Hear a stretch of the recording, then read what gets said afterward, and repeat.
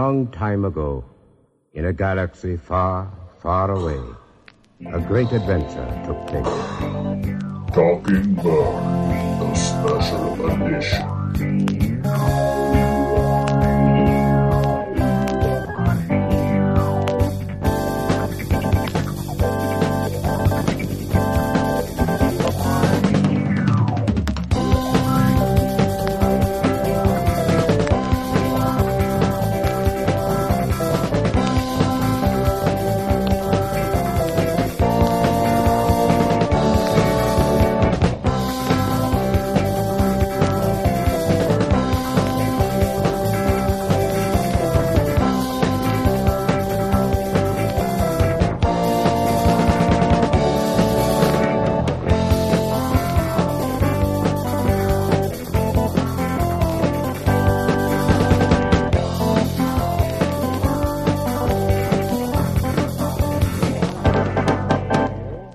Hello, and welcome to Talking Bird, the special edition, episode 8.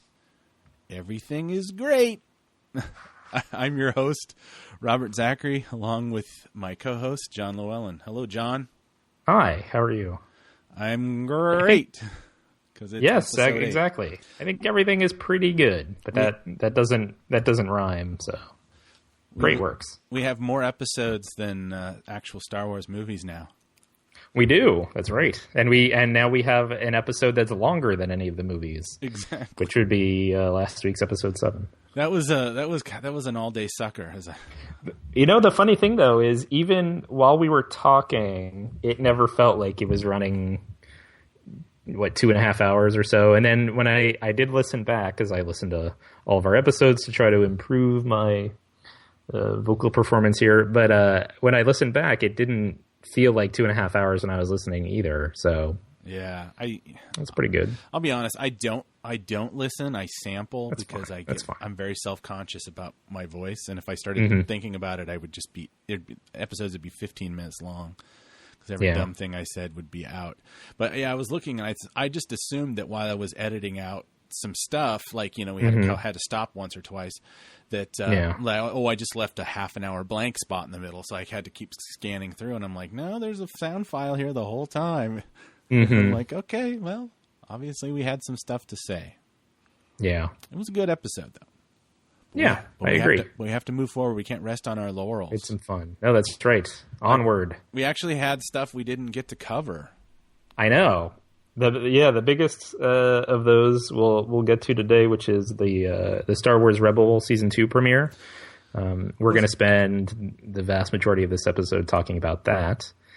But there's some other stuff has cropped up too. I guess this is just in the last couple days. There's an interview with Alan Dean Foster, who wrote the original novelization of Star Wars A New Hope, and he wrote I guess you would call it the first EU novel, sort of Splinter of the Mind's Eye. Yeah. He is now doing the novelization for The Force Awakens. And so someone did, another author, I guess, did an interview with him where they talked about all kinds of stuff and Foster's other work and everything. But there are bits and pieces of it that talk about sort of his process for doing The Force Awakens. And, it sounds like basically he got part of the screenplay or most of whatever the screenplay was at the time that they gave it to him, and then maybe some concept art so that he knew what stuff looked like when he had to describe it. But there's this interesting quote in there from him towards the end where he is asked about, translating this movie into a novel and sort of how he does that and how faithful he is to the original material. And he said, the quote is, "My feeling is that if the reader doesn't get a good deal of original material in a novelization, the publisher might as well print the screenplay and let it go at that. When I do a novelization, I get to be the complete fan and do my own fuller version of the film, my own director's cut. Every fan does that." So I thought that was just interesting to think about, because I think we've touched on this in the past, just how kind of like weird in a good way, but then weird in a good way those kind of early Star Wars books were. Weird in a good way, but then when you go back and try to impose canon on them and be consistent, and it just they cause a lot of problems, especially Splinter of the Mind's Eye, which is written before Return of the Jedi, where you find out that... sorry. I'm sorry. No, go ahead. No, I was going to say, it was literally written, the actual book was written before the first movie even came out. Yeah.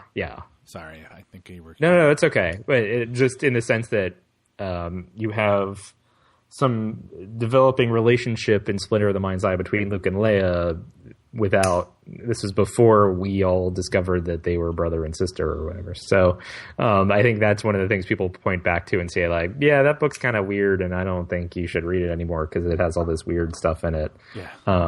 But again, we've touched on sort of how kind of weird and cool some of those 1970s, that first generation of Star Wars books were, where they really were just kind of exploring, okay, so what do we do now? Like, what can we do with these characters? Yeah, it's almost like that Foster was writing. He was writing in that, that 70s idiom of science fiction entertainment, not hard sci-fi, but science fiction adventure. He was almost kind of, those books were conceived in the pre-Star Wars era, so because essentially he is writing Star Wars, but those movies, kind of, like Logan's Run and Planet of the Apes, and all these weird 70s sci-fi movies that have, like Zardoz and things that essentially Star Wars kind of killed that whole genre, where it was like, there was movies that was like, there was nudity, there was sex, there was, extreme violence, there was like major like issues. And even though he doesn't touch on those heavily, you were kind of referring back to how, some people find Splinters of the Mind's Eye to be uncomfortable, considering the parentage of Luke and Leia, as discovered later. There is a lot of sexual tension in that book, and it's, I think we've already brought this up, that it was literally conceived as a quickie, made for TV or low budget sequel to Star Wars, had it not been the runaway success. Right. And part of me... And no, I was going to say, and it used, a lot of the stuff in that book, I think, came from sort of early drafts or early, even just like one paragraph summaries for the first Star Wars movie that Lucas had at one point, but then for whatever reason didn't use in the movie. And so Foster was still drawing on that, those sort of original kernels of idea. And you're right in the sense that, like, okay, well, if this movie doesn't go over, again, Lucas can't throw any idea he has away. And so this book was like a way to, okay, well, if the movie doesn't go well, here's a way to just like get to dump all of the other ideas I had affiliated with it, and then I can move on to the next thing. And there is part of me, and I mentioned this in our email exchange this week, that I kind of wish there's like some way you could, go and see what that Splinter of the Mind's Eye sequel would have been like had Star Wars not had been, it hadn't just caught the imagination. This kind of low budget, 70s, 79, filmed in Guatemala or something like that. And, with scenes in what's that? Was it Chaco Canyon or something? Where do they film all the 70s? Oh yeah. Things in California and stuff like that. Right. Just reuse sets from Star Wars, because I know they held on to a lot of that stuff. Because Lucas had thought, for all intents and purposes, like, well, this is going to flop, but I'm going to make another one so I can make my money back that I lost, through the back end. Like, let's just save all these sets, and then I can reuse them. I love that. I love all those great 70s things. Like some of the Gene Roddenberry, after Star Trek, had tried his hand at science fiction. And he'd done like 2 or 3 pilots, like Genesis 2 and things. And they'd had a very, very kind of cheesy kind of feel to them, with a lot of recycled music. And I don't know. In the world of animation, they would probably never do it in that 70s style. But part of me wonders why they have. I know they did a Splinter of the Mind's Eye comic book. They could still go back with animation. It's amazing that some of this with all the motion capture and stuff, and everybody's still alive, so they could do the voices. But right, I don't know. Yeah, it would be kind of. And it's that same kind of the Ewok movies were kind of done on the cheap, and certainly the Christmas special was kind of done on the cheap. So it would be kind of fun to see low budget versions of, you know, subsequent Star Wars ideas that were, you know, actually had the main characters in them for more than like 30 seconds that tried to be kind of quote unquote real Star. You know, I feel like I'm putting down like the Ewoks now, but you know, it's they tried to be like, no, let's actually do a space adventure instead of just like here's you know, here's one location where the Wookiees are just like hanging out in their house, and then you know, Jefferson's starship shows up or whatever. Exactly. Yeah, I mean, going back to what I kind of skipped over the concept of the tie-in novel, which is almost like a different beast than, say, like an EU type novel that, you know, expands the story, right. Whereas, you know, those tie-in novelizations, which were kind of way more popular when I was a kid, it was kind of that was kind of the rhythm. You'd go to the movie. And then you'd go, you know, you'd be in the mall, and then you'd walk to the Walden Books, and you'd spend your $3, and you'd buy your novelization, and you'd go home and read it that night, instead of like, say, how some people just go and see movies, or they buy it on DVD and watch it a million times. And then that whole concept that you're going to get like, well, that was a great movie, but I'm going to get the book because then I'm going to get the whole story, and that's really how it was. I mean, you know, Luke in Foster's thing, you know, the big scenes were there. His relationship with Biggs, I think, was there. I mean, Empire was pretty much the same as the movie, the Donald Glut version. And like, say when they got to James Caan, with a K, not the guy from The Godfather and Rollerball, another great 70s sci-fi movie. When he did his novelization, and obviously it kind of falls in that whole idea that, you know, there's been several times in George Lucas's career when he goes, all right, I can throw everything in the sink because this is the last time I'm ever going to do this. When they talk about, you know, how that Owen Lars was Obi-Wan Kenobi's brother, and, you know, Anakin Skywalker fell into a molten pit, you know, which isn't exactly how he got burnt up in Revenge of the Sith. But I mean, for a long time, that's just basically those little people. That was like, you know, you'd say, well, actually, I know you like this movie, but if you read the book, you find out that this and this and this. Right. Attitude. It was like this kind of almost, you know, secret knowledge for book readers. Mm-hmm. Yeah, and I have actually never read any of the novelizations, in part because I was like, well, I've seen the movie, like what, you know. I for whatever reason I always put the novelizations in that same category as like the role playing games in terms of canon, where I was like, yeah, fine, you gave some more detail about this planet or whatever, I'm not that interested. But I know we've talked about them a little bit on the show, and so I am going to try to go back and read through some of them for some of the reasons that you're talking about now. So we'll see. Maybe it's quaint. There's a certain quaintness to the writing. And it's definitely, if you're only going to read one, just read the first one, because it is, and just getting that mindset of like, you know, this book was available like maybe 4 to 6 months before the film actually even came out. Right. Which is kind of like, you know, that would never happen. I mean, there's been some controversy, I guess. The Force Awakens novelization is only going to be available like the day after the movie comes out. Right. And only on Kindle, and then it won't be published in a physical copy for like another 3 weeks to a month. Which will be, that'll be interesting. You know, obviously there's maybe JJ's got some spoilers, some big spoilers he doesn't want to get out there. Yeah. I mean, they are trying to, I mean, it's the biggest thing that I think people are trying to suss out about the movie is the Rey character, and everyone's trying their damnedest to figure out whether she is Han and Leia's daughter, or to like prove that she's going to end up being Han and Leia's daughter. So I don't know if that is or isn't the biggest surprise in the movie, but that's, I mean, a lot of attention has been focused there, and I guess in part to keep this interest in the movie, Abrams and Lucasfilm and whoever else, like, they haven't said yes or no. to it. So, they're being coy, but they're definitely trying to tamp down any secrets about who these characters are from getting out before the movie. And I've heard tale, and this is getting to beyond 6 months ago, and I never really followed the thread because of fear of big spoilers.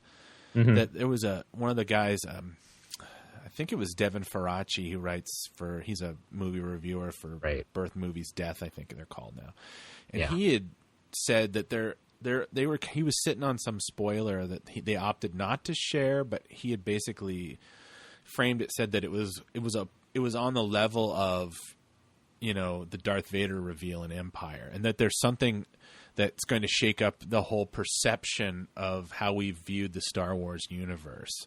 Mm-hmm. And it's just like, and then I've never heard anybody refer to that since. Now, either he's been wrong before, but some of the other stuff is kind of like some of the other things, like the idea of a stormtrooper, like Finn, this being centered around a stormtrooper and a woman on a journey.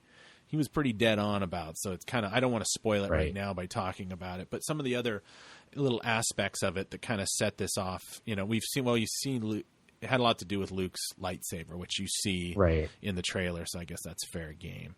So it'll be, I don't know, maybe I misheard that or something, but part of me is like waiting for some huge reveal. And maybe I shouldn't because I'll be really like, I thought there was going to be a thing where we're going to find out that, Yoda isn't dead or something. I don't know. Right. I don't know. Yeah. The other interesting thing I think about comparing, so now that Foster's working on this, and he doesn't really get into this because I don't think he was asked about this, but as I said earlier, he was saying that, he gets the script or, at least part of the script, the screenplay, and then maybe some of the drawings and sketches to sort of describe the world for him so that he isn't like making it all up from scratch and then contradicting the movie. But, the way that J.J. Abrams works is, I assume, and I sort of hope, is a lot different than the way George Lucas put these movies together, especially the prequels, where, he would say, okay, he would tell art department basically, okay, I know I'm going to have a scene in this location. I want to have a scene in a palace. So, start coming up with ideas for what that palace would look like. And then, he would approve, weeks later, he would approve what that palace looked like and say like, all right, I guess I got to go write that scene now. And so the actual, and in the Chris Taylor book, I think it is, he gets into this a little bit, talking about Lucas's writing process and how, especially for Phantom Menace, it was this kind of like torturous thing, and it took him forever to, get drafts out. But then by episode 3, he was just banging out drafts. And I think that's partly because like he wasn't really writing drafts. He was still like just sketching things out and then saying like, oh, then they fight, or, oh, and then all hell breaks loose, and then giving it to, the animation department or whatever and saying like, all right, so this is the Clone Wars, and just come up with something and I'll approve it or tell you what I want differently. And so, the screenplay is such that Alan Dean Foster or whomever might have been given for these movies really wasn't all that necessarily. I mean, it was close to the finished product, but there was still a lot of room for Lucas to go in and say like, yeah, no, instead of saying this, I want him to say this, and instead of this character, I want it to be this character. And so I'm curious to see how closely or not closely it will follow the J.J. Abrams, the episode 7 script, just, for the sheer reason that I assume, the way J.J. Abrams and whoever he has writing these scripts, Michael Arndt and Kasdan and whoever else worked on it, it will be a slightly different workflow, if nothing else. Well, didn't we refer to this a couple weeks ago that they were things on set where they were kind of they were still working out story beats, I think. Yeah, so there's a little, I guess, that when you have such a short production schedule, there's going to have to be a little bit of that. Yeah, I mean, Yeah, and so I wasn't going to bring this up this week, but since we're on the topic, so speaking of a short production schedule, shouldn't Rogue One have started filming by now? Like we're still getting leaks about like, oh, this person may or may not be joining the cast or whatever. But considering the amount of post-production time that any movie takes, but especially like a Star Wars movie takes, they're in post-production for close to a year. And so if you work backwards, even if you work backward, I've seen 2 dates for when it comes out. I can't remember which one is the most current one, either May 2016 or December 2016. But even if you assume the latest date, December 2016, and work backwards for, if we'll say like 10 months for post-production, that means they have to be done filming by February of 2016. Right. That's not that far away. So I would think they have to be, and we haven't heard anything about like a script. There's still not a director from what? Oh no, there's a director, I forget, but there's not. Is it we're missing a writer still? Is that what it is?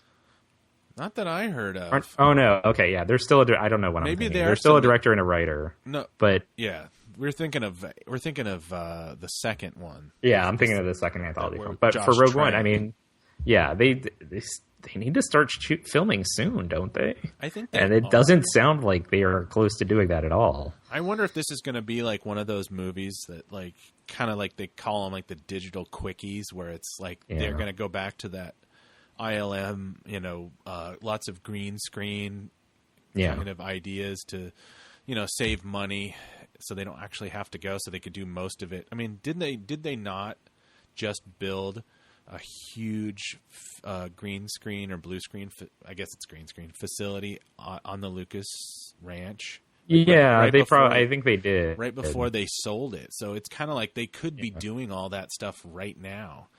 I guess. I mean, it seems like that would... But how long... It seems like that would be an argument for that...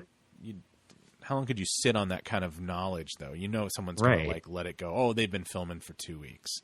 Yeah, and I know they've been working on something because it wasn't Comic-Con, what was it, Celebration or whatever, they showed just that ultra brief teaser where it was just basically a shot of, it's a planet landscape with the Death Star kind of looming overhead. But so they've been working on some things, at least, the visual folks. Yeah, I mean, they had to have started the special effects. I mean, and they need to know like what the sets are going to look like and where people are going to move within the sets so that they know all the lighting that they need to worry about. So I don't know. I guess this goes back to what I said last week, where episode 7, I've kind of like reached this piece with where like, yeah, if it's I hope it's good, but if it's not good, that's fine. Whereas this, because this anthology film idea, it's relatively new and we don't know what to expect. Like, I don't know. I'm getting like, like, shouldn't you all be filming now? Like, shouldn't you have hired all of your actors and start working? Like, let's get on this. It's probably going to be, one of those things where it's going to be very different. It's probably going to be an hour and 45 minutes long. Yeah. And it's going to, they're probably going to have like, a rebel base and then the bad guys base and some spaceship interiors and some, base interiors. Mm-hmm. And that's probably going to be the whole thing. I doubt you're going to see like, Imperial walkers and, space drones or whatever they're going to try to market. I saw someone refer to the Rogue One idea is basically like Ocean's 11 in Star Wars, where like it's this team assembling to pull off, this heist, and the heist is the plans for the Death Star. I don't know if that person said this like based on a greater knowledge of what the film is like than I have, or if they're just saying like, oh, it's people stealing Death Star plans. That sort of sounds like a heist movie. Maybe it's like Ocean's 11. Yeah. But if it is like Ocean's 11, then yeah, I guess they don't need like a ton of locations. I don't know. And it'll be mostly interior, I would assume. So I don't know. Yeah, I mean, obviously I'm making big assumptions, but I keep on thinking about, now you've got me nervous about it. Like, it might not be very, because that's what I'm here for. It's like one of those things when they're like, we've had bad Star Wars movies before. Mm-hmm. But we've never had like incompetent Star Wars movies before. Well, I know. Well, I guess you could say like, the holiday special, was pretty bad. I mean, the Ewoks movies were good. They were very targeted for like 9 and 10. For what they were fine. Like they were made for TV movies essentially, and being made for TV movies, like they were fine. But they weren't like straight up incompetent, where you're just like, I don't even understand the language of this film. Like you can say what you want about the Phantom Menace and say, oh, it's too many trade route talk and stuff like that. But it tells a story. It's just not necessarily the story you want to have been told. Right. And that's it's. I don't know. It's just like they just come into like this Dirty Dozen, Ocean's 11 kind of idea, and if they don't, and if like, oh, you know, here we are thinking like, oh, you know, the tenor of it's going to be dark, and then if all of a sudden they change and say, oh, you know, we were on set and they were just cracking jokes, and we decided to throw in a lot more humor. If that humor doesn't work, you know, it's like it's gonna stink. It's gonna stink to high heaven. Mm-hmm. So the other quick bit that we wanted to talk about before we get to the Rebels premiere, and I alluded to this either last week, I think, is something that's going to be airing on Disney. It's a mini series starting July 6th. The title is Lego Star Wars: Droid Tales, which is it's a 5-part mini series telling the story of all 6 movies plus the Clone Wars TV show, but from the perspective of R2-D2 and C-3PO.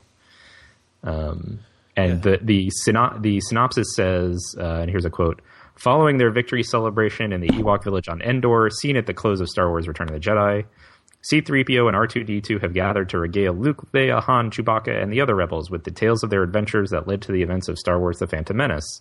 An accidental kidnapping occurs while the droids are reminiscing, and suddenly viewers are taken on a new adventure that leads to encounters with familiar faces and places that prompt the retelling of the entire saga. The series offers all of the playful humor that viewers expect from Lego Star Wars. Yeah, I have very little experience with I played some of the Lego Star Wars games, but I've actually the first episode of this is on Disney XD right now. So it's like a 40-minute episode, and I was like, I was going to rewatch this Rebels thing for today, and I saw it. I go, well, I better watch it, and it, you know, I don't know. It's a lot. Does it offer all of the tongue-in-cheek humor of the Lego Star Wars video games, as this article I guess claims? I never really went that deep. I mean, I've never seen the Lego movie, and I know that they've done some Star Wars Lego things, which might have been a better fit for my nieces instead of scaring them with the Empire the other week. But start them in slow. But you know, I watched it. It was all right. At first, I was just rolling my eyes and I was making notes. I was like, "This is just terrible." But then I'm like, "Oh, you know, I can kind of understand the appeal." And also, it's kind of funny. It's the first, you know, obviously these aren't quote canon, and I don't want to get into another canon discussion, but it is the first thing it's the first thing we've seen in the new Disney era that takes place immediately post Jedi. And it all bases off the I'm not really spoiling anything by saying that, you know, all of a sudden C-3PO's he's cleaning up after this party that they've had. And then he starts like, he lets it slip like, oh, something like, oh yes, this reminds me when, you know, back in the day when we were like, you know, 30 years ago when we were this, and then like all of a sudden Luke goes, wait a second, you knew, oh yes, we knew Darth Vader before he was Darth Vader, and you know, like we knew your mother and all this kind of stuff. Yeah, and which I guess means his memory really wasn't wiped at the end of episode 3, like they said it should be. Well, they kind of deal with it in this kind of funny idea where it's like at first he starts saying, oh yeah, I was around back then, and they're like, oh well, then you must have known this. Oh yeah, and then finally he confesses, oh, my memory was erased. And then R2-D2 produces a thumb drive and sticks it in the back of his head, and it like, now I remember everything. And then they go off, and they basically retell the Phantom Menace and Attack of the Clones in this episode. So they cover a good chunk of it, but with some very curious editorial decisions where basically, you know, I mean, there's a lot of like kind of semi-adult jokes in it. It's like they'll cut back to the sequence in the Phantom Menace when all the R2 units are sitting in that bay waiting to repair the royal ship, and R2-D2 is essentially looking at like robot porn magazines. Wow. And whatever. And right. And then he's out there fixing the ship while they're escaping from Naboo, which all of a sudden, they kind of don't even talk about the fact that, the Gungans aren't even shown. And it's like this weird, and all of a sudden out of nowhere, Jar Jar is in outer space on the edge of the ship going, yeah, you remember me? And then he gets knocked off the ship and sent out into oblivion and dies. Oh, wow. And it's kind of like a weird situation where it's like, well, who's the target audience for this? Is that, is it for parents and kids to watch together? Is it for kids to, it's going to be confusing to watch The Phantom Menace and then watch this and go, well, it's a completely different way of telling the story. And I mean, there's a lot of wink, wink, inside jokes and stuff. And I guess it should just be kind of taken in a kind of a lighthearted manner. The toy marketing lighthearted manner. That's like, well, they're just trying to sell you some Legos, and they're trying to make parents is like, I've already seen Star Wars 5 times. I don't need to see it again. Right. It's like, oh, you haven't seen it like this. Right. And I haven't watched it. I've just seen the ad for it that played after the Rebels season 2 premiere. But just based on that, it seems like the jokes are very kind of robot chicken-y, kind of in that vein. Yes. Which I guess gets back in the Chris Taylor book again. He talks about the idea that people can make jokes when people make jokes about Star Wars, they never really make fun of it. Or, I mean, some people do make fun of it, but by and large, people aren't really making fun of Star Wars. They're making jokes kind of about it, but still staying true to oh, we love it. We're just kidding around. Isn't it funny that this thing happened? Or oh, this soldier reacts this way, but if that was me, I would be, saying this. I would have a more realistic reaction that people in the real world would do. It's that kind of robot chicken-y, suddenly they're sidetracked by an argument about how many people it takes to fire to the Death Star or whatever. Yeah. And it seems like that, which is kind of an interesting. I guess they probably have to clean it up a little bit because it's on Disney, but it's that same style of humor. I would say that Robot Chicken is 8th grade humor, and that this Lego stuff is 6th grade humor. It's kind of that's it. They took it 2 grades down from on his edginess. I mean, there's jokes about talking about trade routes being boring and right. This whole idea of I was at the wedding of your father and your mother. Don't you want to hear about that? And Princess Leia's no, I want to hear about the Clone Wars. And they're all Clone Wars, Clone Wars. It's kind of chant. Yeah. Maybe I'm just not ready to well, it's almost like state sanctioned propaganda. It's the company that makes the product is making its own parody. It's why I never enjoyed any of those Family Guy things. It's parody, but it's not satire. It's still very kind of safe and soft and whatever else. Yeah, I mean, the greatest Star Wars parody ever made, of course, was Hardware Wars, which I think came out literally 4 months after the, which is now with the internet, it would have been if it had come out the day after or something. It took them 4 to 5 months to come up with these ideas to make Hardware Wars for essentially a 4-minute long parody movie. I don't think they've ever trumped that. Yeah, probably not. Yeah, they also make fun of Jake Lloyd's acting a lot, which considering his recent legal troubles and his his health issues, it's just feels a little bit it feels a little raw. It's piling on a little bit. It's a little raw. I don't think it was intentional because obviously these things are made months in advance, but Yeah, even so. That seems like a very easy joke to make, and a lot of people do talk about that's one of the reasons episode 1 was bad. Right. And I agree, his acting isn't very good, but I also don't necessarily think that's his fault because there's again a webisode you can find on YouTube that was put out around episode 1, and it's called thousands of Anakins or 1,000 Anakins or something like that. And it's about the casting process for that character and how Lucas, they're like, oh, we talked to, thousands of, 6 to 9-year-olds or whatever, for even 12-year-old, whatever, for this character. And it kind of shows how Lucas, they saw 3 in particular towards the end of the process that they narrowed it down to these 3. And Lucas was like, well, I could go with this kid who is very polished and he'll be, professional or whatever. Or I could go with this kid who isn't very polished, but then occasionally like he gives you like a really good performance, and that who is Jake Lloyd. And so he was like, so I'll go with that kid, and then I'll just really work with him to craft like the performance that I need. Because he's the actor's director. Right. But George Lucas has never been good at that. And especially like he never, I don't think, had done that with someone that young. Maybe he did on young Indiana Jones. I don't know. But, right. Like I think whenever I hear, well, at least now that I know more and I've seen, kind of understand more about how these movies got made, like I feel like mocking Jake Lloyd for his performance in that movie is kind of like, it's the wrong target. It's okay. Yeah. You really need to like realize this was George Lucas's hubris that got away from him, that he thought he could, hire this kind of actor who is really inconsistent and then like, get him to focus and get him to do the right thing. Yeah. I mean, it's such low hanging fruit that you're literally picking it off the ground at that point. Yeah.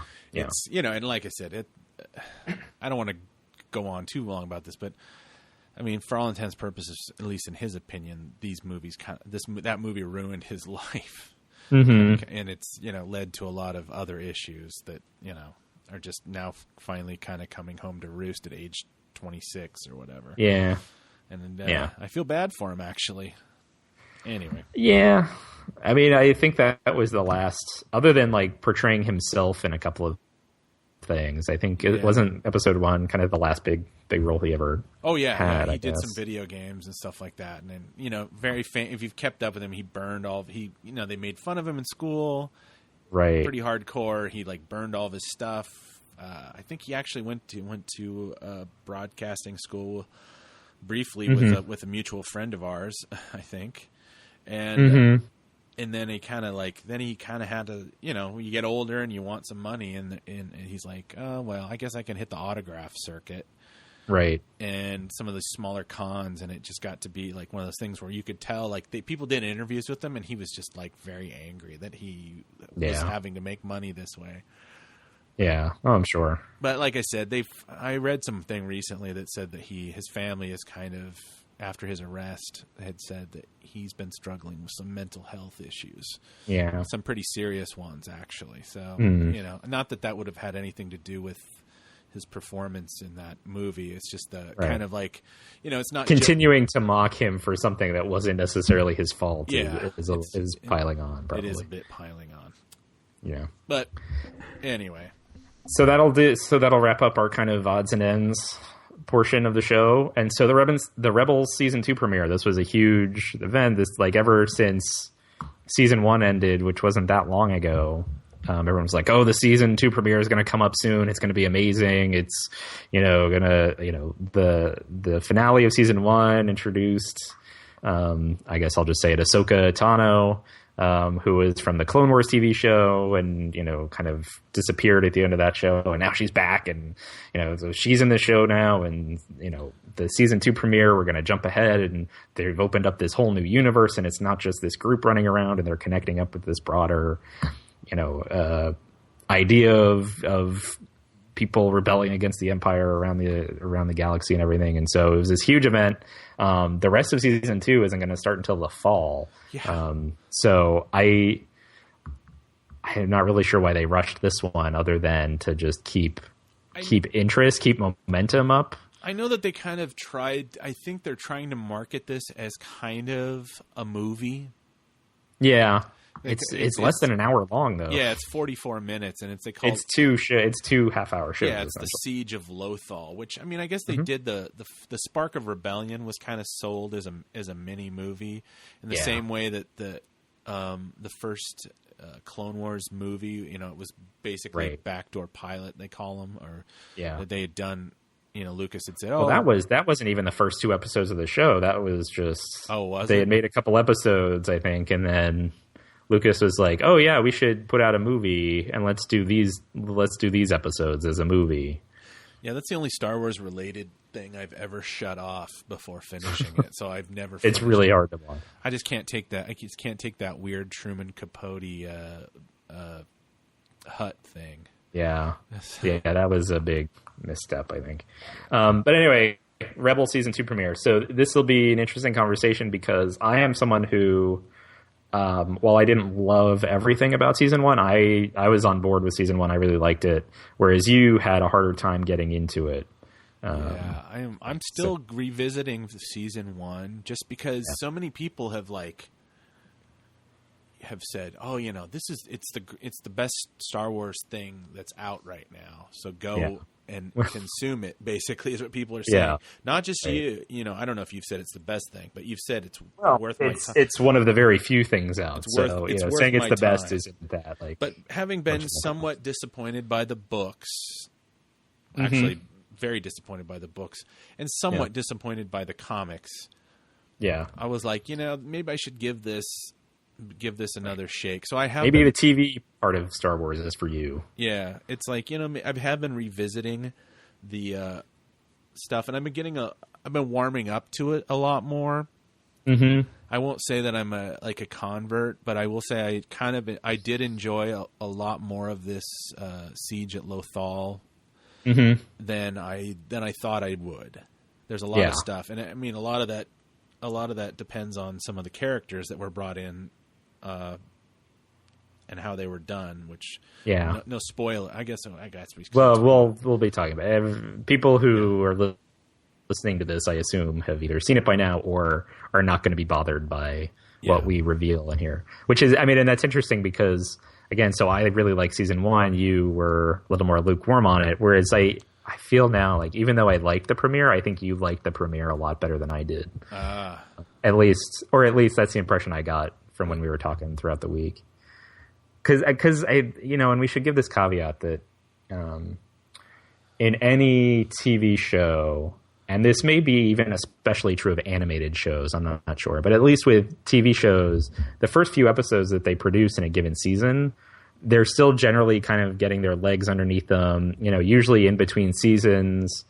And this will be particularly true of animated shows where, they try to update the backgrounds or, they try to clean up the animation a little bit more, or, they hire, now that they know what they're doing especially after the first season, they kind of know what they're looking for. And so they hire, better people or people who fit in with what they're doing more. And so the first few episodes of a given season of a TV show, again, maybe especially an animated show, are always a little maybe rougher, or at least they take a little more time to get up and running than the one produced in the middle of a season. Yes. And any show that has comedy in it, this one does sort of, it has like Star Wars comedy in it, but any kind of comedy related show too, the beginning of the season, those episodes always tend to run a little slower because they are still working into the rhythm of like the rapid fire dialogue or whatever.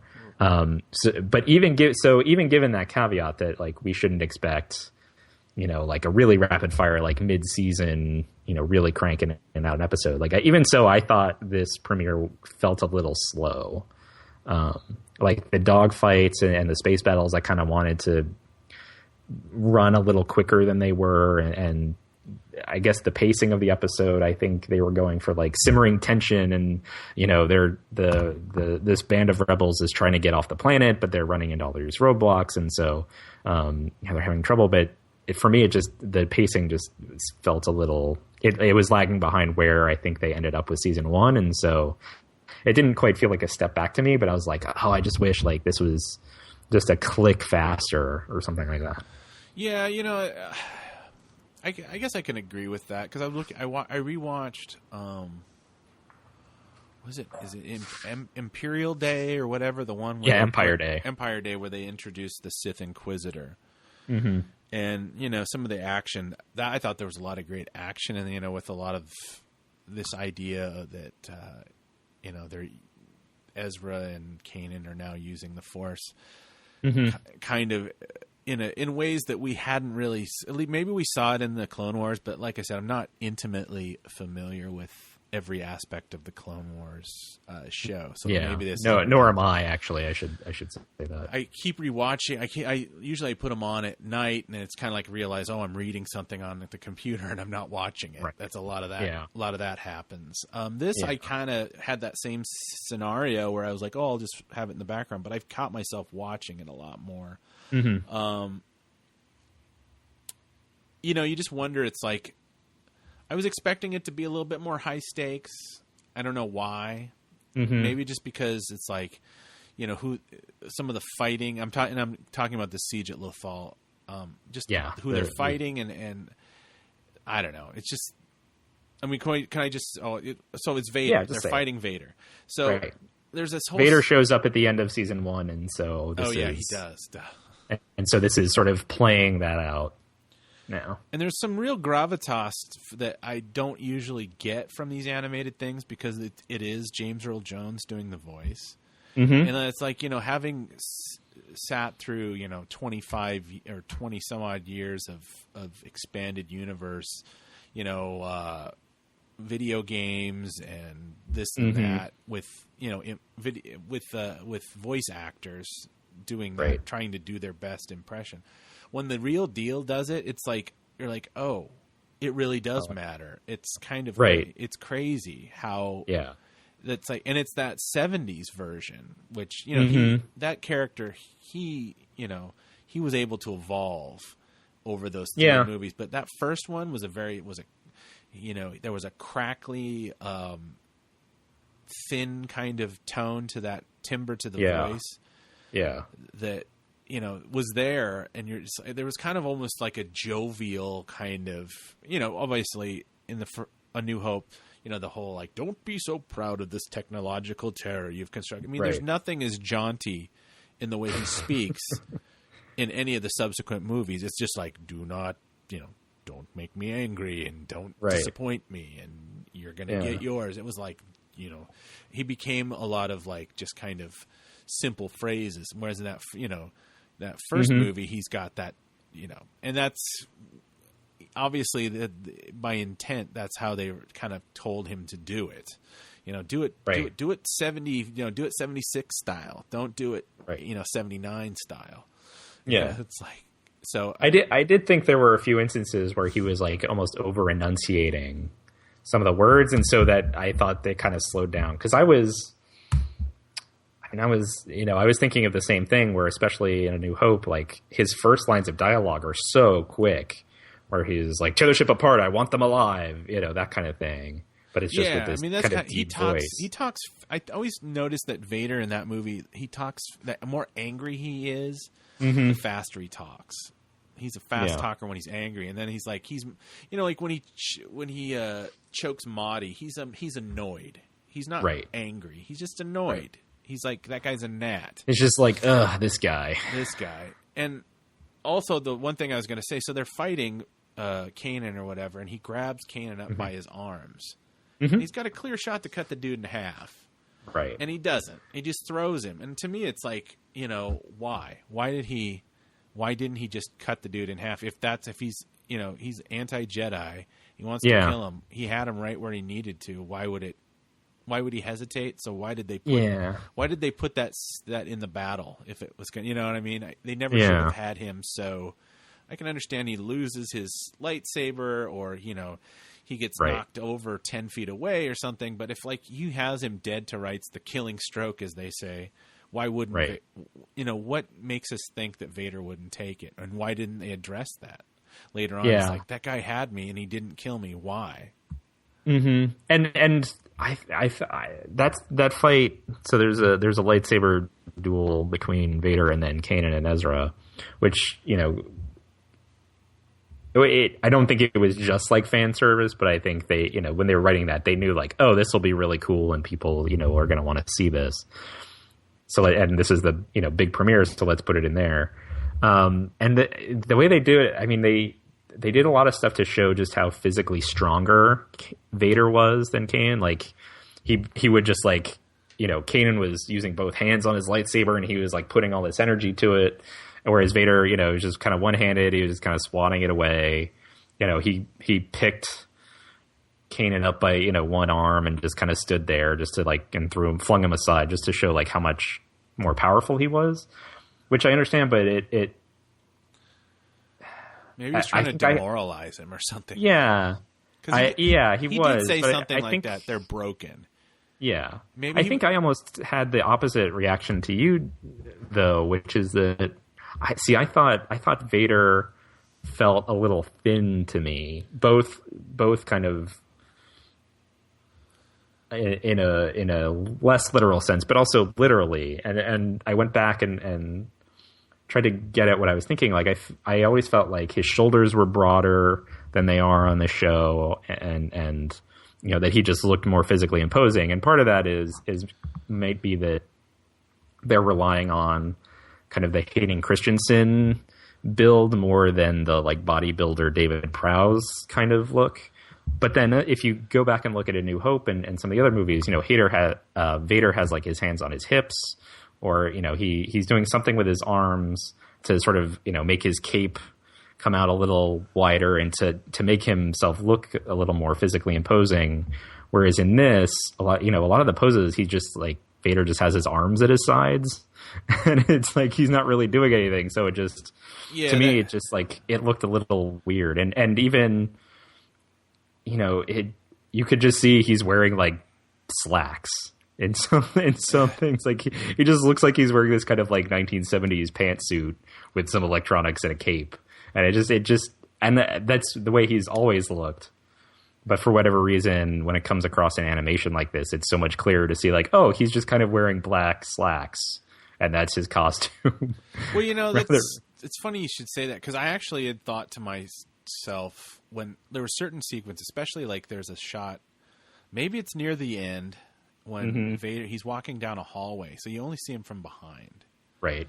And you see his shoulders. And honestly, it really tapped into something very like in my mind of like, this is the Vader that I was scared of when I was like real little.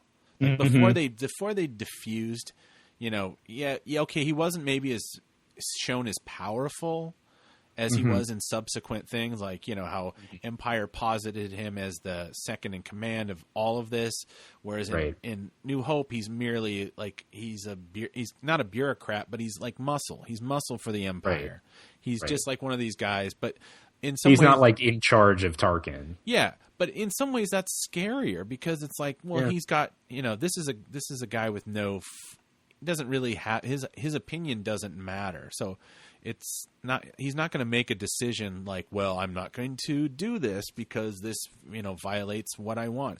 It's like if somebody tells him, go and kill this person, go and torture this person, he's just going to do it because he doesn't care. He doesn't have a morality one way or the other. Yeah. It's just, you're right. In some ways it's like the whole idea of like, well, like the scariest people are like the people that, not necessarily the guy that comes up with the plan, but the people that enact the plan because they bypass their own morality towards something. Like I shot up that village because I was told to. I'm following orders. That's to me, that's in some ways it's a little scarier than I think I shall. When he sets this Tarkin town or whatever they call it, where he's like, we should kill them. It's not as in some ways it's not as scary as just this idea that he's been sent to, I don't know. I don't even know exactly what I'm saying. It touched into some old school feelings. Like that idea that like this guy is the Vader drawn, and I don't necessarily disagree with his costuming because I didn't really look at it. But it's just that idea like, okay, I see Star Wars. I've seen it twice or whatever at this age. And then I'm like, I'm looking at books. I'm looking at folders. And it's like you're creating this mythology in your head of this character because you don't know. Is he a robot? Is he a guy? And right. To me, that really, because nobody knows who he is, which we're going to probably touch on that again because we actually got a letter this week that asks about that. But just that I don't know. It brought back that idea. It kind of just touched a little bit of like, I don't know who this is. You know, and you can't really say that because it's like, well, within that Ahsoka's, you know, realization that like, I know who this is. And then they, you know, we're not going to pretend like, oh, who is this guy? Because we all know who Darth Vader is at this point. But just getting a little bit of that feel, like it was like the Macquarie Vader. And so there's a bunch in there. I'll try to touch on, but one I'll start with that last thing you said. Like there are a ton of echoes of the original trilogy in this premiere, some of which I enjoyed, some of which I was like, all right, they're kind of overdoing it here. But, you know, dialogue, to the way the scenes are blocked, to, you know, whole shots in the editing style, to the music, and Dave Filoni, the sort of the showrunner of Rebels, you know, he always talks about how he wants to incorporate more of the Ralph McQuarrie, you know, original concept art into the show. And they did that a lot in this episode. Probably more in this episode than they've done in any other single episode. And one of those is something you alluded to earlier, which is that in that lightsaber battle, there's at one point when Vader is fighting Kanan, it's not the exact same poses, but it's very, very reminiscent of that original Ralph McQuarrie concept painting of Luke Skywalker fighting Darth Vader when, you know, he wasn't with airlock. And Luke has a mask on himself and everything, but just the way that's posed, and maybe not even the exact poses, but that sense that Vader is kind of looming over, you know, Luke is in the foreground and Vader's kind of looming over him. You know, you have the same point of view or perspective as Luke, and so Vader is essentially like looming over you with his, you know, lightsaber, whatever. And so a lot of the shots in that Kanan and Vader fight were very reminiscent of that, and sort of were giving that feeling. And I think you're right. I haven't, because this is coming up now in that Vader comic where, you know, we find out the Emperor is sort of searching around for his replacement, maybe, or at least testing him to show him that, like, well, you're not always going to be my number two, maybe, if you keep screwing up. But I mean, I hadn't thought about it in this way, but I think you're right that this idea that, you know, Vader's kind of operating outside of the normal, like, Imperial Navy or the political hierarchy, and it's just kind of like the Emperor's got to say, like, hey, go take care of this problem, or, you know, hey, make sure that the Death Star gets built on time, you know, that, but he's still operating outside of that kind of formalized hierarchy where you kind of do get a sense of what the rules are. And know, like, okay, if I push against this thing, I'm going to get this reaction. But there's this backdoor way for me to kind of fight against this thing. But to have someone like Vader completely outside of that structure where, you know, I hate to use the term like wild card, but like, you're not really sure what's going to happen when he shows up. You know, that is a lot more like imposing and a lot more kind of frightening and powerful than if he was just like, oh yeah, he's just, you know, there's an organizational chart and, you know, it starts with the Emperor on top and then it goes down and it branches out and then there's Mahdi and then there's Tarkin and then there's Vader. You know, to have him kind of separate from all that is a lot more. Yeah, I mean, and I think that's kind of how Vader has to exist if you try to ascribe any kind of reality to this idea of the Star Wars as a, you know, like, oh, well, you know, the political system, like, you know, the Emperor, I think it even refers to it in some of the books. It's like, oh, I'm merely the bureaucrat here. I don't, he says something there on the, like, oh, if you could give the command for the ships to take off, we'd be, you know, honored. And he's like, I'm just the Emperor. It's inappropriate for me to be controlling the military. Right, I don't have to have my own personal hand in everying. Like, well, it's just this is why I delegate to other people. Well, they're trying by the time, you know, in the era of Rebels, so pre A New Hope, he's still trying to pretend that, oh, well, this is, I'm the Emperor, but I'm merely like I'm the protector of this republic. I'm not this empire. I'm not the Emperor, because they, like, somebody had mentioned in something one time, like, you know, the Sith, like, people do not, like, your rank and file person, that lived in the Star Wars universe or whatever isn't going to know what a Sith Lord is. It's like that's something that only means something to the Jedi. And if they've been gone for a millennia, as they refer to in the movie, if someone says like, "Oh my God, is that a Sith Lord?" I'd be like, "What's that?" That's like saying like, "Oh, is it like a Mongol?" It's like, this isn't something I need, or whatever, Alexander's troops were called. It's like, that's something that's 1,000 years old. I don't even have to think about that. Right. It's like, you're telling me that he took over. What he's just that's a religious thing. Well, no, it's not a religious thing. Well, were you a bigot or something? Like, it doesn't matter if he's I kind of stole that from a commentary of this guy that he's the guy that does the voice of Darth Maul on the cartoon. Yes, Sam Witwer. He had made this observation that essentially, when they try to arrest Palpatine, they really can't arrest him. They have to kill him, because if they took him they would just say that, so you arrested the Chancellor because you guys have a religious disagreement, you have a different I was never clear in the prequels. Like that's one of the things that bugged me was like I could never tell, like with this Jedi Council, right? Like Palpatine put his own personal representative on the Jedi Council, but I could never work out like how much political authority the Jedi Council had, or were they just a bunch of monks sitting in a room, just kind of furrowing their brows and being like, something's not right here. Yeah, in some ways they try to intimate that the Jedis are the judicial branch of the government, and it's like, oh, well, they're like the Supreme Court. Yeah. But not really, because they don't have autonomy, because, the Chancellor would, I don't know. We're getting into Trade Federation roots and stuff. Yeah. But to pick up on what you were saying, that leads us to an email we got from Tim. And we should note, this is, I guess, back when we were covering Eagleheart, we got an email. But since we've started talking about Star Wars, this is the first email we've received from someone who we don't know personally. Yeah. So thank you, Tim. And please, if you also want to email the show, it's talkingbirdcast@gmail.com. Yes. But Tim sent us a longer email. It was very nice. It's sort of talking about his history of being into Star Wars and getting back into it through Rebels with his kid. He has an elementary school age kid, he says. He sort of shares his thoughts, but then he has a couple questions that he wants us to kind of talk about. The first of these is about Vader, and he said he has this issue with the fact that so I guess in the episode what happens is, there's a point where Kanan and Ezra are traveling to Lothal, or they're all traveling to Lothal, but then Ezra and Kanan get this like kind of cold feeling, and it's because Vader is nearby. And then later they feel it again, and he shows up, and they fight. Afterwards, Ezra doesn't really know. He thinks it's another Inquisitor, but all Kanan knows is that it's a Sith Lord, which is a bigger deal. And then when they talk to Ahsoka about it, I guess.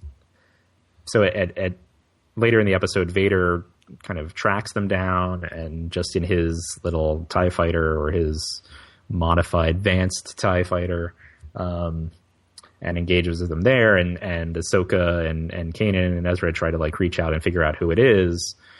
And it certainly seems like Ahsoka and Vader make this kind of mental connection, and she goes like, no, and then passes out, which, so for those who didn't see the Clone Wars, I'll just ruin it for you. So Ahsoka was Anakin Skywalker's sort of Padawan, trainee. And so they knew each other very well.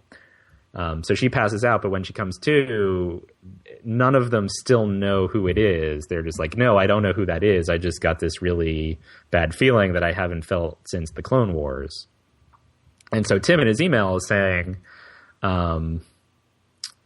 right, if Darth Vader is this kind of enforcer for the Emperor, and the Empire has been in effect for, going on a couple of decades, right? Like, how is Vader still this kind of like secret that people don't know about?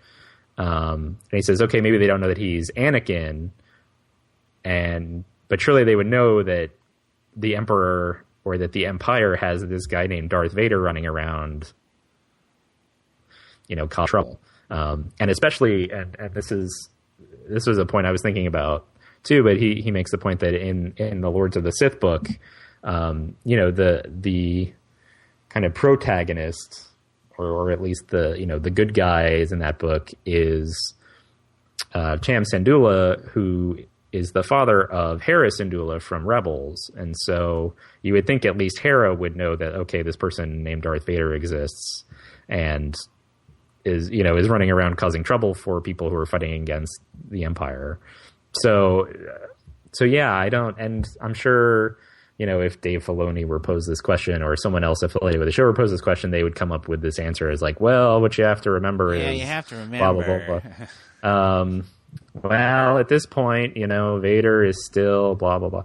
So, but yeah, I mean, that's kind of I thought that was a little weird too, and I don't really have a good answer for that. Well, I assume that Ahsoka knew exactly who she sensed. I did too, and that's why, because when she was like, no, the screen around her went white and then she passed out, I was like, oh, she must have figured it out, and that's why she passed out. Well, I think when they asked her, there's a very telling... Well, I have a problem with the facial expressions in this cartoon because it's overdone, so it's hard to tell. Since you're not getting real human movements, it's a lot of I'm going to furrow my brow because my master furrows his brow, and it's you make a decision, and it's I don't know how often I furrow my brow after I make a decision. I hope I don't do it that much. Yeah, but I will say, that was sort of my least favorite thing about season 1 of Rebels. Is the facial movements and the character animation is still a little stiff to me, and they've loosened it up, but I guess it looks better if you're not paying very close attention to it, and it just kind of goes by quickly, and you're like, oh, okay, you just did this thing. But if you actually focus on the characters' faces while they're doing this thing, it looks like crazy. I mean, it almost looks like the kind of Nick Park, Aardman Studios, claymation kind of stuff. But anyway, that was a digression. So after she comes to and they're talking to Ahsoka, you're saying that maybe there's some gray area there that she might... Yeah, I think she's maybe she doubts herself, but she says, oh, I don't know. But it's whole idea where it's all sitcom, all dramatic television now, if you watch it, it's all based on someone lying to somebody at some point. When it's so easy where you could just go did you know who that was? Yes, that was my old master who turned evil. Yeah. And then, no, instead it seems like it's very popular now for people to go did you sense that? No, I don't. And then they furrow their brow. And then later on it's going to come up, there's going to be tension, or she's going to have to meditate as maybe she doesn't trust herself. I mean, maybe she just assumed he died. And this is the first indicator that, but like I said, if she's dealing with these rebels, and if for some has Bail Organa shown up on Rebels yet? Yeah, he showed up and is a hologram or whatever at the last episode of season 1, and then he was also in person in the very first episode of season 1, not the movie, but Droids in Distress. He shows up at the very end. Because R2, he had sent R2 and 3PO on this mission, and then they come back and they have footage of, our heroes, the rebels, that he's like, oh, so let's take a look at these rebels you found or whatever. So he shows up. He has probably not even 30 seconds of screen time total so far, but he's around. The only other thing I can say is that maybe it's what Tim kind of mentions about this idea that wouldn't they know he's Anakin? Mm-hmm. Bail Organa, wouldn't he have known by the end of episode 3?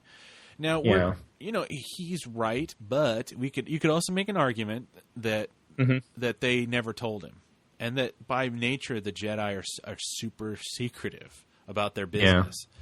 And that was partly led to their downfall, is the fact that they never told the Senate that we have this, we kind of suspect that we might have a Sith Lord amongst us. It was something they by design kept to themselves, because they were afraid that if they would have let the Senate know that our ancient enemy has returned, and we feel like they've integrated into the Senate, that either one, they would actually weaken their position. by making people think, oh, the Jedi, they're just saying that so they can get more power. Or that, oh, well, the Jedi are diminished. They're not our protectors. Maybe we should take them out of the equation of military command. You know, so I think they were constantly afraid of weakening their position by giving even their trusted people like Organa, like, oh, well, we're not going to tell him. They could have had that whole conversation when it's like, you know, he told, when they decided how to divvy up the kids at the end of episode 3, he like waited till everybody left to tell him about the Force Ghost thing. You know, it's like maybe he thought, well, it's not germane to telling this senator, he's not going to understand it. Or maybe he's like, I'm not telling anybody, but I can only trust, you know, one other guy. And this is the only other Jedi I know isn't dead or went bad. So maybe by this point they're being like, let's just tell him Anakin died. Because he wasn't in the room when the twins were being born. Mm-hmm. So we don't know if they're like, you know, the whole idea that, or was Bail Organa was not in the room. No, he wasn't. And so he doesn't know this. They just gave him Leia. Yeah. It's like, all they know is like, I brought him, you know, we brought this person back, we brought her back and she's having her kid and she's dying. And maybe they don't get into the circumstance. I mean, there was a whole ruse where they made her look pregnant when they buried her and all this idea. So there is that amount of them being secretive, but maybe, I don't know. Maybe I'm making excuses for a major plot hole. Well, I mean, the other thing is, I mean, I'm not even sure. You can make the case that in episode 4 that Obi-Wan doesn't know that Vader is still alive until he gets to the Death Star. I'm trying to think back about, you know, because definitely Vader, when they show up on the Death Star, Vader's like, "Oh, I've felt presence I haven't felt in a long time." And I think there's a similar scene with Obi-Wan where he's like, "Oh, I feel this presence that I haven't felt in a while." So I mean, it's possible that, you know, it's not that they were being secretive by not telling Bail Organa. It's just that, you know, maybe even Obi-Wan just assumed that, he's lava is consuming his entire body. Like there's no way he can survive that. So they just kind of assumed that Anakin Skywalker died. Yeah. The answer I might have for Tim, is that, and here I'm going to adopt my best Dave Filoni, mindset here, but I mean, we've seen on Rebels that the Empire has like this total lockdown on information that they put out on the HoloNet. I mean, even so, here I'm going to spoil a season 1 episode for our listeners who haven't seen it, but you know, there's even, you know, this kind of ruse that they concoct where there's this, you know, Senator Galt Travis who is, you know, interrupting the official HoloNet broadcast to get messages out to, you know, people who are thinking of rebelling against the Empire, and he's like, "Oh, my friends, we need to stop the Empire," whatever. And that turns out to be a total ruse, right? That's the Empire doing it. So they have like a total control over what information gets out. I can't imagine that they would want, you know, the word that Darth Vader is around, like killing all these people or whatever. Like they're not going to want that information out there. And so it's possible that, that especially if you're on some faraway planet and you're not even paying attention to the HoloNet or whatever, that you just don't hear the news. I mean, there's a new mobile game coming out called Star Wars Uprising, and the whole conceit of that game is that this is post Return of the Jedi, and there's some ruler on some planet who hadn't even heard that the Death Star blew up and that the Emperor and Darth Vader had died. So they're finding room within kind of the Star Wars story now to have these kind of blackouts of information, or, you know, not everyone knows absolutely everything that goes on in this universe. And so, yeah, I mean, I think they probably wouldn't want the knowledge that there's this super powerful black, helmeted evil guy running around, you know, stamping out, you know, rebellions or whatever. They wouldn't want that out.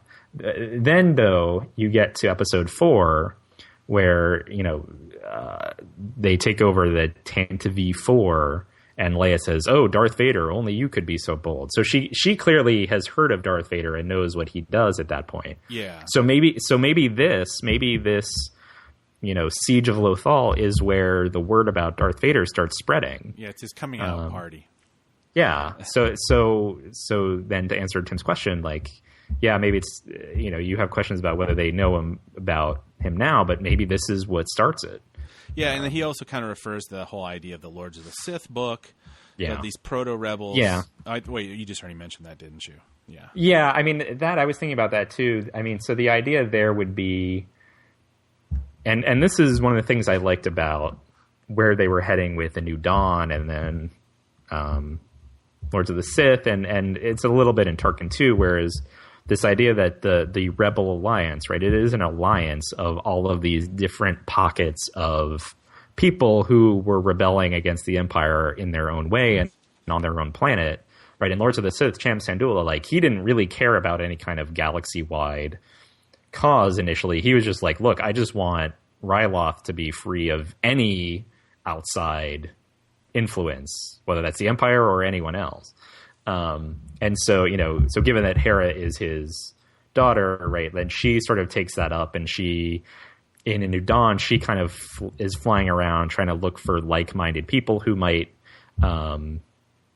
be just, willing to take a stand and to help people out. And there's a line in this Rebels Season 2 premiere where Kanan says, like, oh, when you and I just started out, he's talking to Hera, and he says, when you and I just started out, we were robbing from the Empire and giving to the needy, a noble cause. So, it's entirely possible that with Hera, and I'll get to Kanan in a second, but with Hera, she only wanted to make a difference at a local level. She was never really that tapped into, like, the Empire as a huge political entity.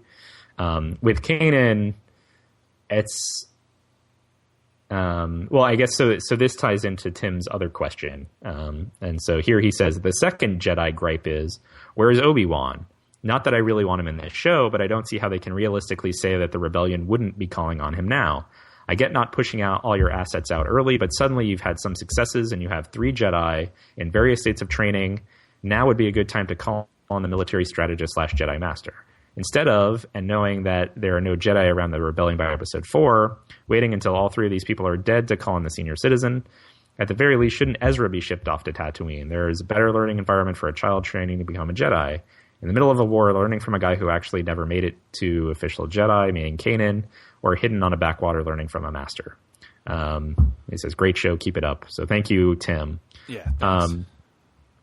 So I mean, and at the end of this episode, I guess they're kind of setting up one of the running storylines, which will be, the Empire is like, oh, so now we need to hunt down all of these lost Jedi. Now we've discovered that, the apprentice of Anakin Skywalker is still alive. We need to hire all of these other Inquisitors to hunt them all down.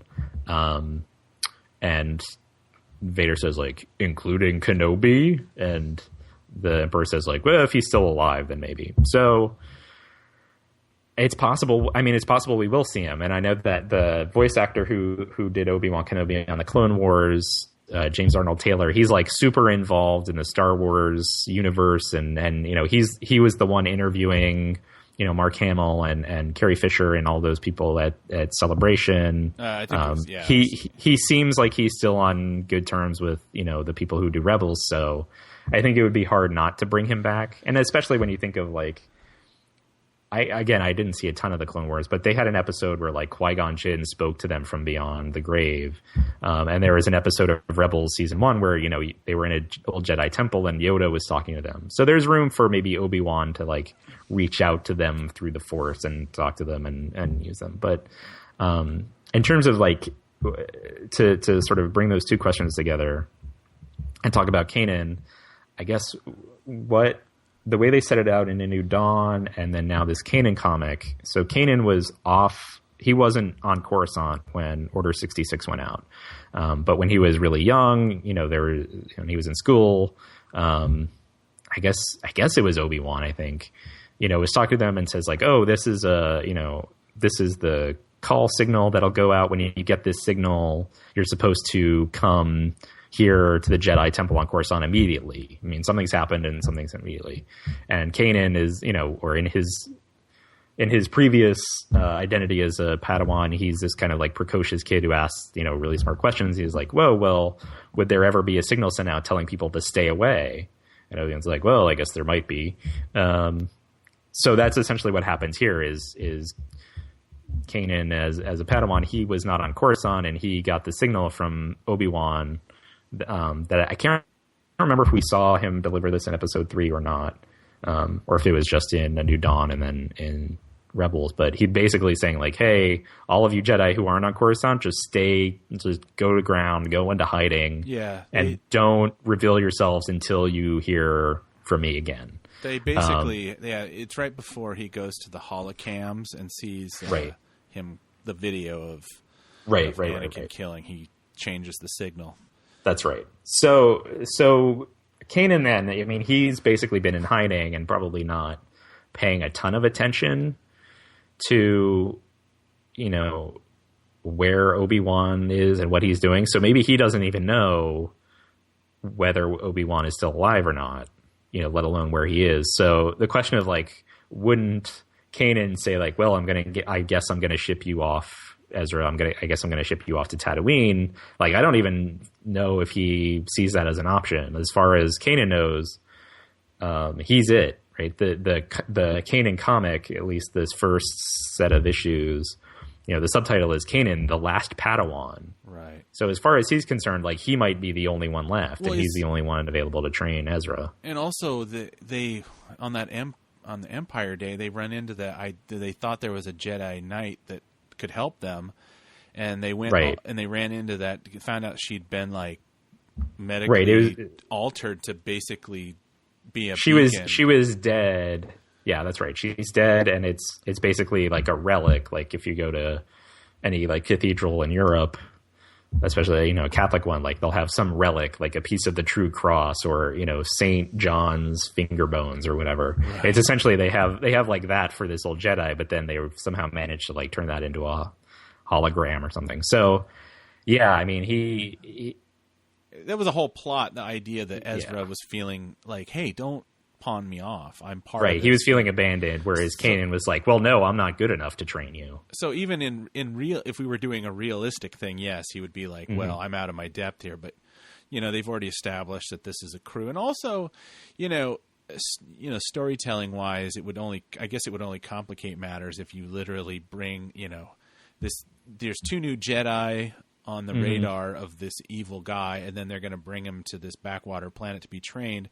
Essentially, they are not going to know they'd be doing this, but essentially they'd be dragging, these unskilled Jedi right to the home planet where his son is, where Darth Vader's son is. And it's like, the whole point is I'm supposed to be in hiding. Right. Yeah. I have a feeling Kenobi would say like, I have my hands full here just making sure that Luke doesn't die before he turns 18. I don't have time for this. Well, and it's this whole idea that, Organa doesn't even activate Princess Leia's, the whole Kenobi idea until when it's very, it's like, do not, he probably told her, do not contact this guy.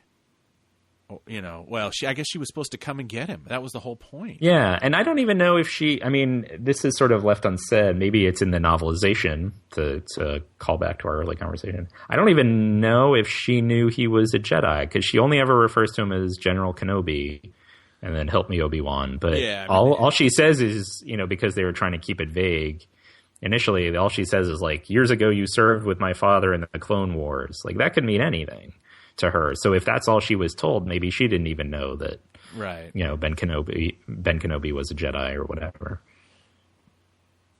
She probably did, and I'm reaching here, but I don't know. Yeah, who knows? So thank you, Tim, for that email. I have a couple things I want to just briefly mention about the premiere before we wrap up, but I don't know if you had anything else. No, I'm good. Go ahead. Okay.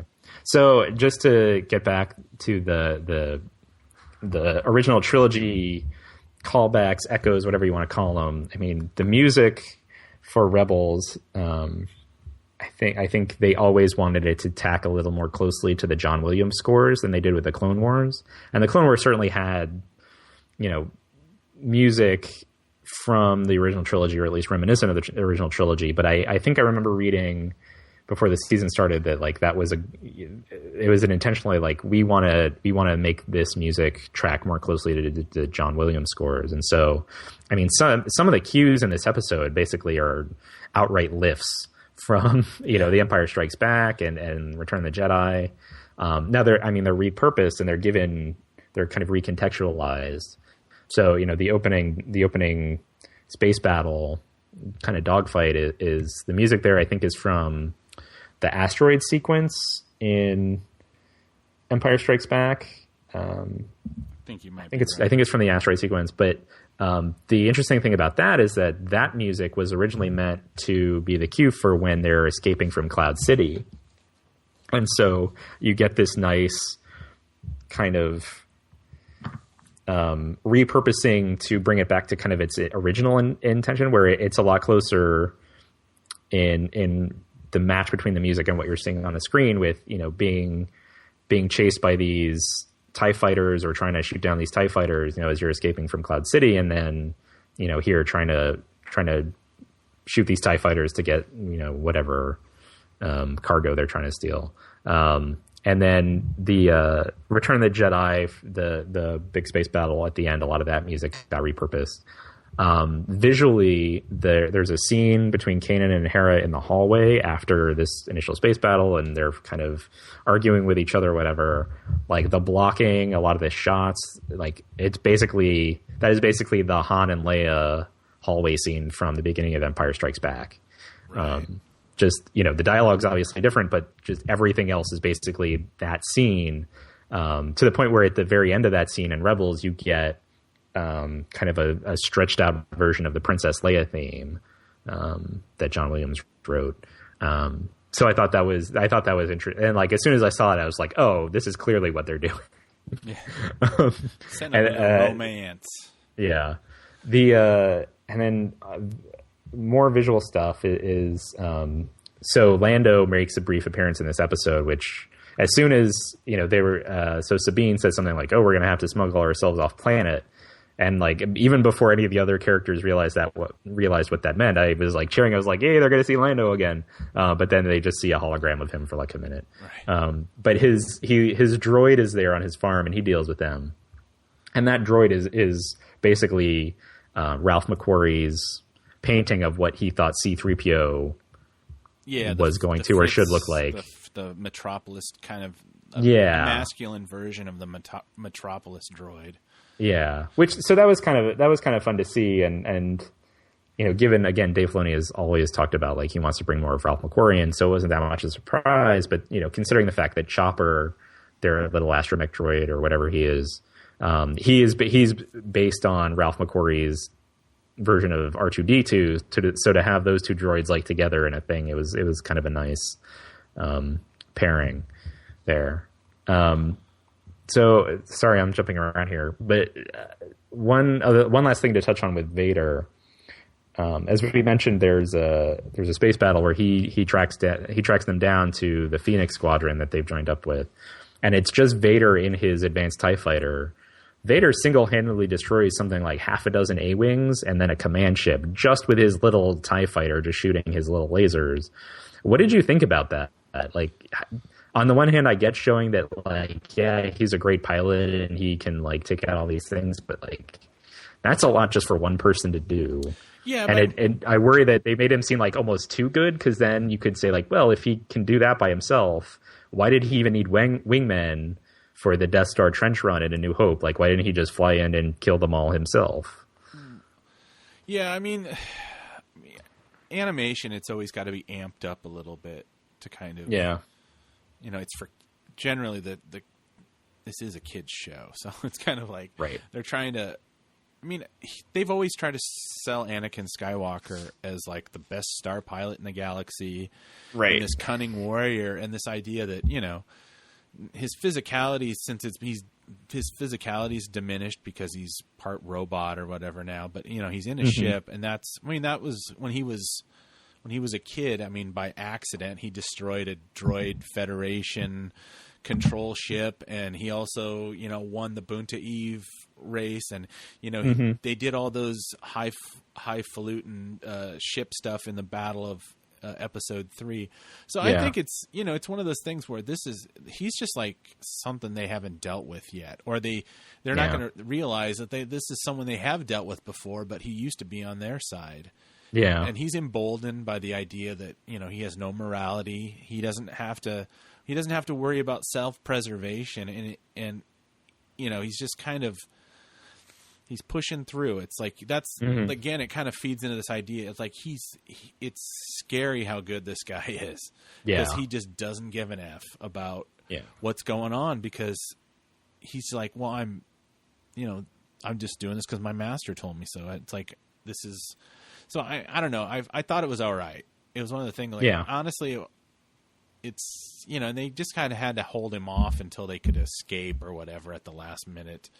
Yeah. I mean, the idea that they would put a tracking device on their ship and then not follow with a squadron seems a little odd, but like, it's going to be right. Vader just like either knew or assumed like, oh, whatever.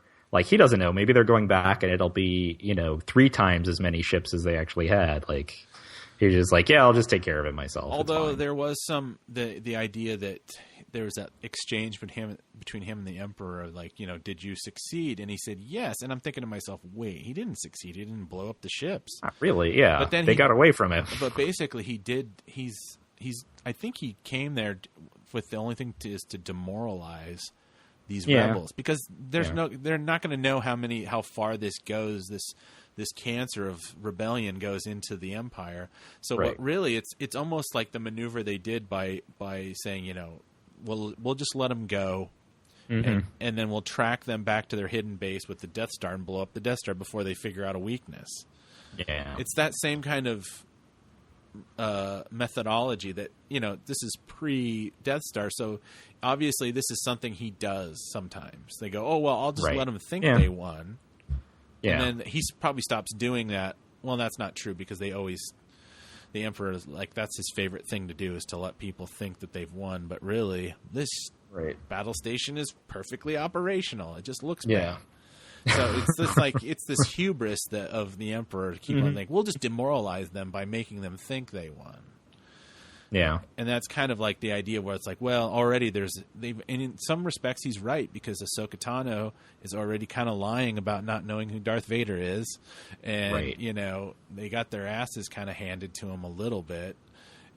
Yeah. And, Kanan is not going to get his wish about being able to go off and just be the 5 of them anymore. Yeah.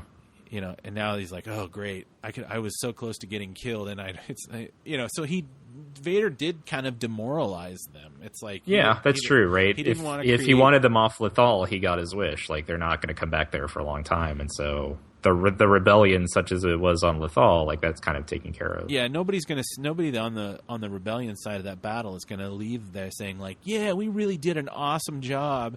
We are so great. We are so close to, overthrowing this empire. They're going to be like, no, I think we might be outmatched. Yeah.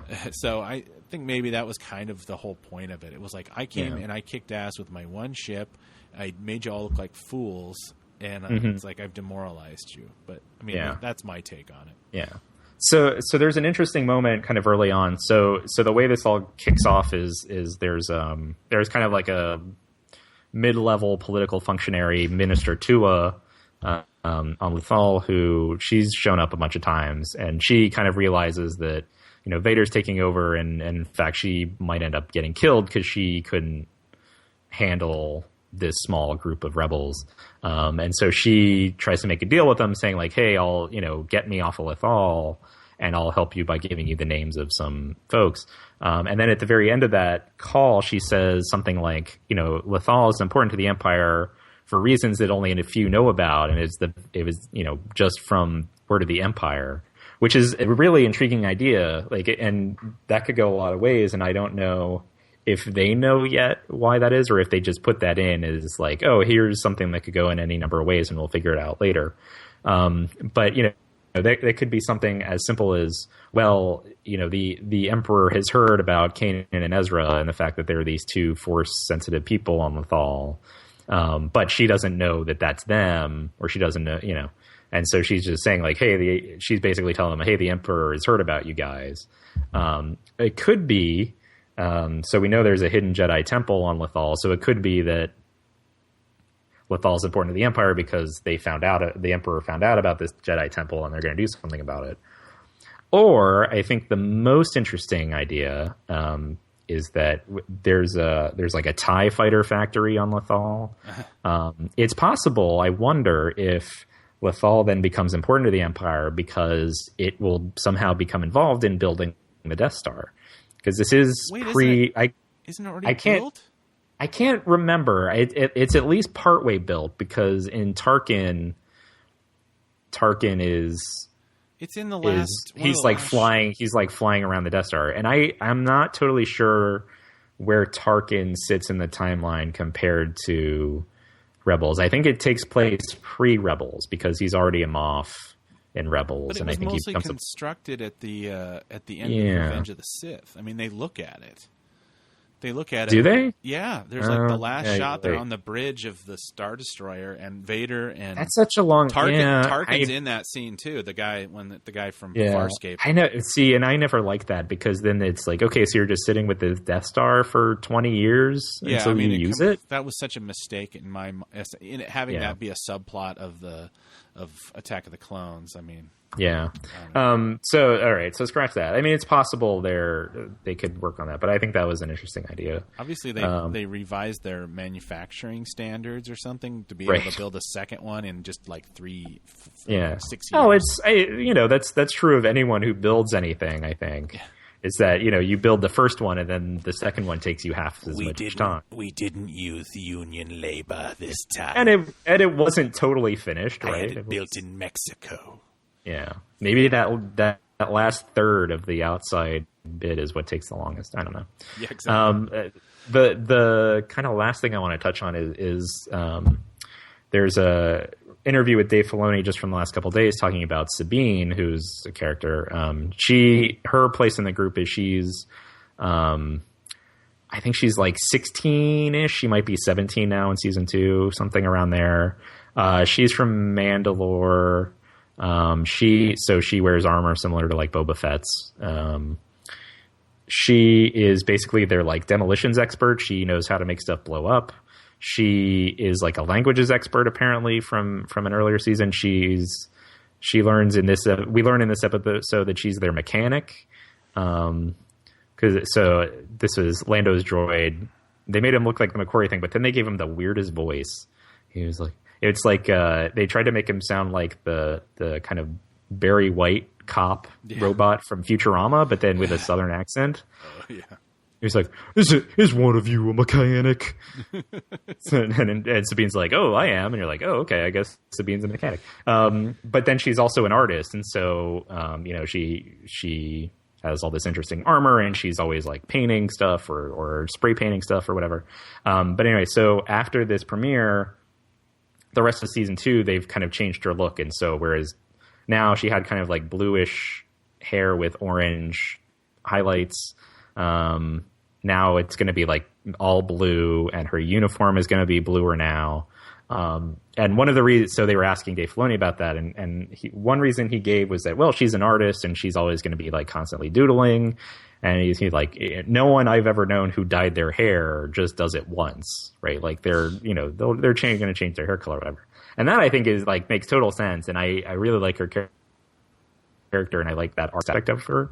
But then the other part of his answer was that, in this episode, they're getting away from Vader and she just like shoots at Vader just to, it's cover fire for Kanan and Ezra. And, he deflects the lasers back at her. And so she gets hit. She basically gets hit in the helmet with a laser and nothing happens to her. Right.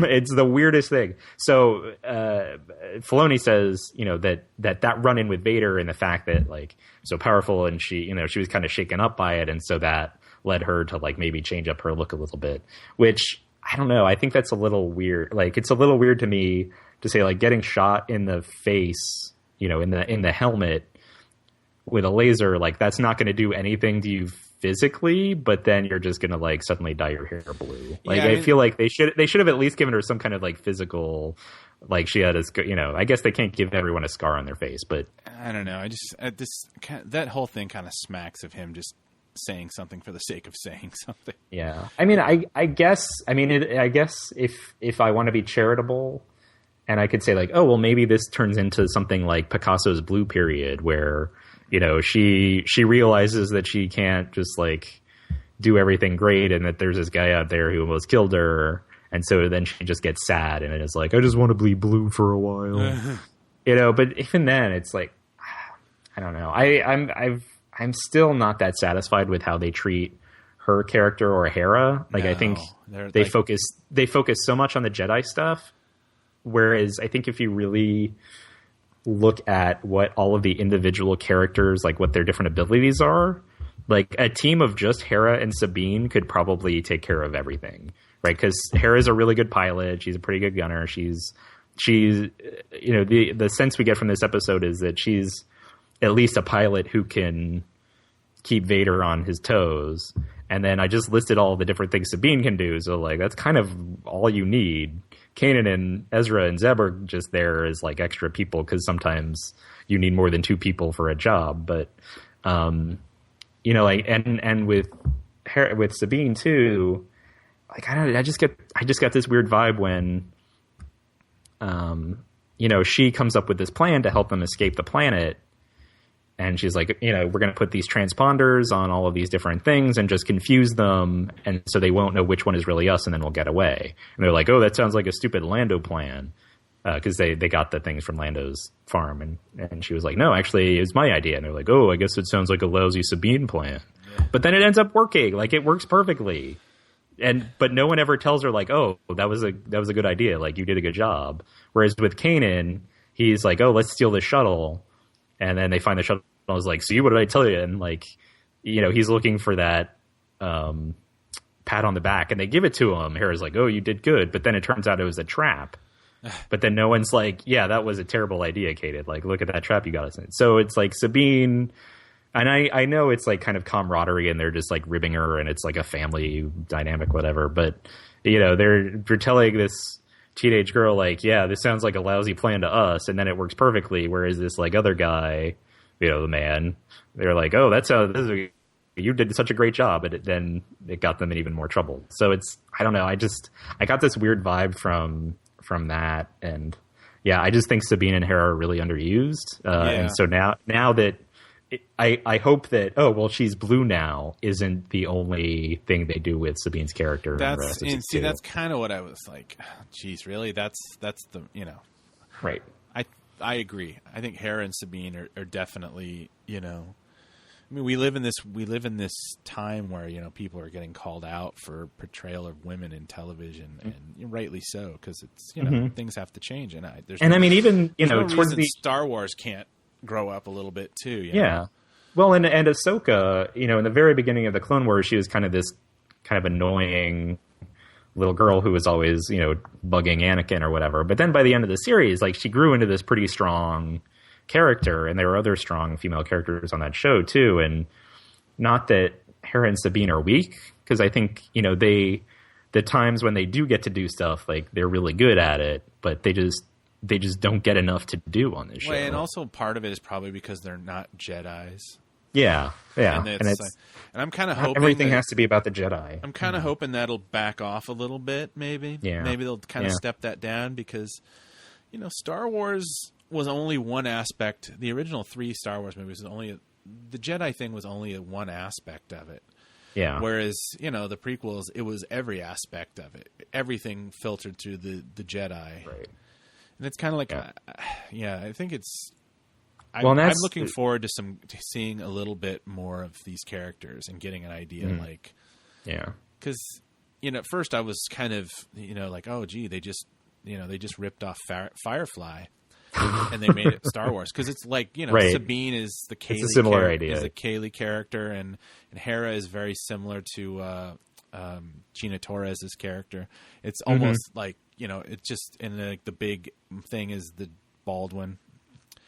Right. But it's kind of like, yeah, I'm looking for some growth here. And then, like I said, I'll cut them some slack because they, you know, this was what they finished, and they've got a whole another 10 or 12 episodes, but you know, they've got they can not everything has to be a battle to the death. There can be like they can get them in a pickle and then think their way out of it. And it doesn't always have to be like they're 5 seconds away from Darth Vader or whoever, like these unnamed Sith Inquisitors that have now appeared. Right. I mean, and this is the last thing before I stop talking about this, but there is just so much to dig into with this episode. But I really do think there was a missed opportunity when Vader sort of orders Tarkin. So Tarkin Town, for those who don't watch the show, it's basically like a Hooverville, but with Tarkin. So Tarkin Town, he was like, burn it and take all the people and put them into custody. So Ezra sees this, and this is a callback to New Hope when Luke kind of rushes back to his homestead and it's burned and everything. So Ezra and Kanan are there, like looking on Tarkin Town, and it's all burned up. And Kanan is like, yeah, this stuff used to happen, but back then there were 10,000 Jedi Knights, but now there's just you and me. Which it's not just the two of them, right? There's Hera and Sabine and Zeb and Ahsoka and Phoenix Squadron and whoever else, right?